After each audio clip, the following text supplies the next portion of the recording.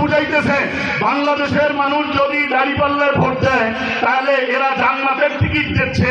বলেন এই মুহূর্তে এই পর্যন্ত প্রথম থেকে এই পর্যন্ত কেউ কোনোদিন বলেছে যে দাঁড়িপাল্লায় যদি ভোট দেওয়া হয় তাহলে আমরা জান্নাতের টিকিট দিয়ে গেলাম?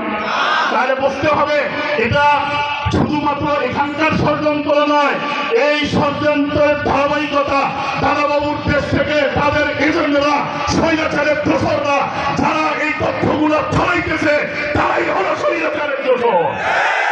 যে মানুষটাকে আপনারা দেখলেন, এই মানুষটার উপরে এমন কোন নির্যাতন নেই করা হয় নাই, মামলা দেওয়া হয়েছে, হামলা দেওয়া হয়েছে, রিমান্ডে দেওয়া হয়েছে, জেল জরিমানা দেওয়া হয়েছে, এরপরেও মিঠাপুকুরের জনগণের কাছ থেকে গোলাম রব্বানী স্যারকে পৃথক করা যায় নাই।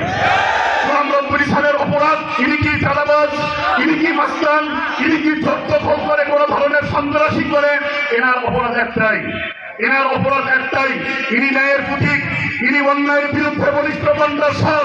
গোলাম রব্বানী স্যারের অপরাধ একটাই, ইনি কোরআনের কথা বলে। গোলাম রব্বানী স্যারের কণ্ঠকে স্তব্ধ করে দেওয়ার অর্থ হলো কোরআনের কণ্ঠকে স্তব্ধ করে দেওয়া। পরিষ্কার বক্তব্য, আগামী বাংলাদেশ কোরআনের বাংলাদেশ, আগামীর বাংলাদেশ হাদিসের বাংলাদেশ। যদি আগামী 12 তারিখে এই নির্বাচন নিয়ে, জনগণের ভোটাধিকার নিয়ে কোন ধরনের ষড়যন্ত্র করা হয়, কাপড়ের কাপড় পেতে ময়দানের মধ্যে ভোট কেন্দ্রগুলোকে স্বতন্ত্র প্রহরীর মতো পাহারা দেওয়ার জন্য কারা কারা রাজি আছেন?